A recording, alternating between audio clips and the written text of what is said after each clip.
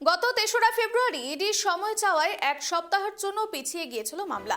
সেই মতোই গত 10ই ফেব্রুয়ারি সুপ্রিম কোর্টে বিচারপতি প্রশান্ত কুমার মিশ্র এবং বিচারপতি এনভি অঞ্জলিয়ার বেঞ্চে আইপ্যাক মামলার শুনানি হওয়ার কথা ছিল, কিন্তু মুখ্যমন্ত্রী আইনজীবী কপিল সিব্বল অসুস্থ হয়ে পড়ায় আবারও পিছিয়ে যায় শুনানি। আজ আবার আইপ্যাক মামলার শুনানি হবে সুপ্রিম কোর্টে। কেন্দ্রীয় তদন্তকারী সংস্থার আবেদনের রাজ্য সম্মতি জানানোয় মামলার দিন এক সপ্তাহ পিছিয়ে দেওয়ার নির্দেশ দিয়েছিল সুপ্রিম কোর্ট, কিন্তু গত 10ই ফেব্রুয়ারি শুনানি না হয় সেই মতো আজ আবার আইপ্যাক মামলার শুনানি হবে শীর্ষ আদালতে।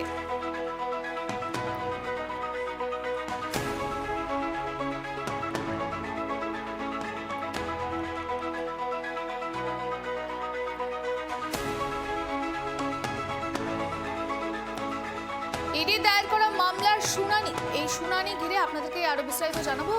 এই মুহূর্তে আমাদের সঙ্গে টেলিফোন লাইনে যুক্ত হচ্ছে আমাদের প্রতিনিধি রিমিক। আইপ্যাক মামলার শুনানি আজ হতে চলেছে সুপ্রিম কোর্টে, ঠিক কতটা গুরুত্বপূর্ণ এই মামলার শুনানি এবং সামনেই রয়েছে বিধানসভা নির্বাচন, কতটা প্রভাব পড়তে পারে? রিমিক, একদমই দেখো সরসী, আজকে কিন্তু সুপ্রিম কোর্টে আবার আইপ্যাক মামলার শুনানি রয়েছে। গত 2 সপ্তাহ ধরে এই আইপ্যাক মামলার শুনানি পিছিয়ে যায়। গত 3রা ফেব্রুয়ারি শুনানি ছিল, কিন্তু সেদিনকে ইডির আইনজীবী তথা কেন্দ্রের সলিসিটর জেনারেল তুষার মেহতা জানান যে একাধিক যে হলফনামা জমা পড়েছে সেইগুলো খতিয়ে রেখে তাদের পাল্টা হলফনামা জমা দেওয়ার জন্য সময় লাগবে, তাই তারা সময় চেয়েছিল। সেই মতো এক সপ্তাহ পিছিয়ে দিয়েছিল সুপ্রিম কোর্ট আইপ্যাক মামলার শুনানি। কিন্তু গত সপ্তাহে যখন এই মামলা শুনানির জন্য ওঠে তখন মুখ্যমন্ত্রীর আইনজীবী কপিল সিব্বল তিনি শারীরিকভাবে অসুস্থ হয়ে পড়েন এবং সেই কারণে যে মামলা আরো এক সপ্তাহ পিছিয়ে যায় এবং অবশেষে আজকে আবারও সুপ্রিম কোর্টে আইপ্যাক মামলার শুনানি হবে। দেখো, প্রথম শুনানিতে কিন্তু সুপ্রিম কোর্ট সব পক্ষকে নোটিশ জারি করেছিল এবং সব পক্ষকে হলফনামা জমা দেওয়ার নির্দেশ দিয়েছিল। সেই মতো গত 2রা ফেব্রুয়ারি রাজ্য থেকে শুরু করে সমস্ত পক্ষ হলফনামা জমা দেয় এবং যেটা সুপ্রিম কোর্টের নির্দেশ ছিল যে আইপ্যাকে যে 2টি জায়গায় তল্লাশি হয়েছিল, অর্থাৎ আইপ্যাকের কটোরার প্রতীক জেলে যে 7 নম্বর লাউডন স্ট্রিটের বাড়ি এবং আইপ্যাকের যে দপ্তর সেক্টর 5, এই দুটো জায়গায় সিসিটিভি ফুটেজ সেগুলোকে সংরক্ষণ করা এবং যে সমস্ত নথি রয়েছে সেগুলোকে সংরক্ষণ করার নির্দেশ দিয়েছিল, সব পক্ষকে নোটিশ জারি করতে বলেছিল। সেই মতো সবই হয়েছে, হলফনামা জমা পড়েছে।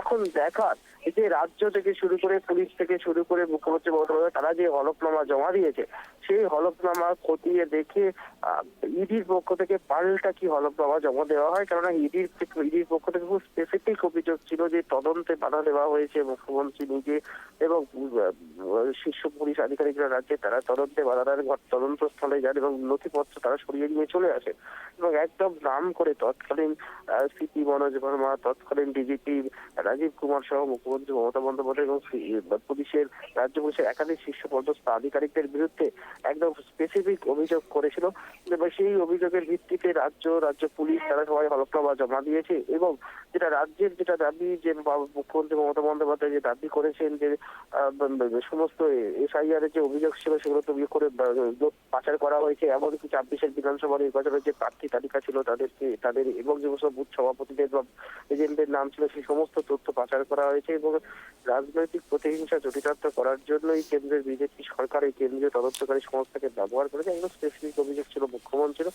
ফলে সেই মতো কিন্তু রাজ্য পুলিশ মুখ্যমন্ত্রী সকলেই হলফনামা দিয়ে তাদের বক্তব্য জানিয়েছেন। এখন দেখার যে ইডি এই সমস্ত হলফনামা খতিয়ে রেখে পাল্টা কি তাদের বক্তব্য আদালতে পেশ করে এবং সেই দিকে আজকে তাকিয়ে রয়েছে সকলে এবং ইডির এই পেশ করা হলফনামার উপর ভিত্তি করে কিন্তু পরবর্তী যে শুনানি এই আইপ্যাক মামলা সেটা এগোবে এবং সুপ্রিম কোর্টও কিন্তু তার নির্দেশ দেবে।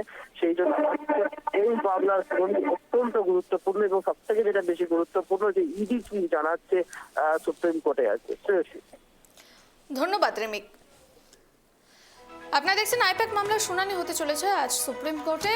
মামলার শুনানি এক সপ্তাহ পিছিয়ে গিয়েছিল আগেই, গত 10ই ফেব্রুয়ারি আবারও আইপ্যাক মামলার শুনানি পিছিয়ে যায়। ইডির দায়ের করা মামলার শুনানি হতে চলেছে আজ এবং সেই মতোই সুপ্রিম কোর্টে আইপ্যাক মামলার শুনানি ঘিরে রীতিমতো রাজনৈতিক উত্তেজনা তুঙ্গে, কারণ সামনেই রয়েছে বিধানসভা নির্বাচন। গত 3রা ফেব্রুয়ারি আইপ্যাক মামলার শুনানি থাকলেও তা কিন্তু হয়নি, পরবর্তীতে অনেক দিনই পিছিয়ে যায় এবং আজ কিন্তু হতে চলেছে সেই মামলার শুনানি।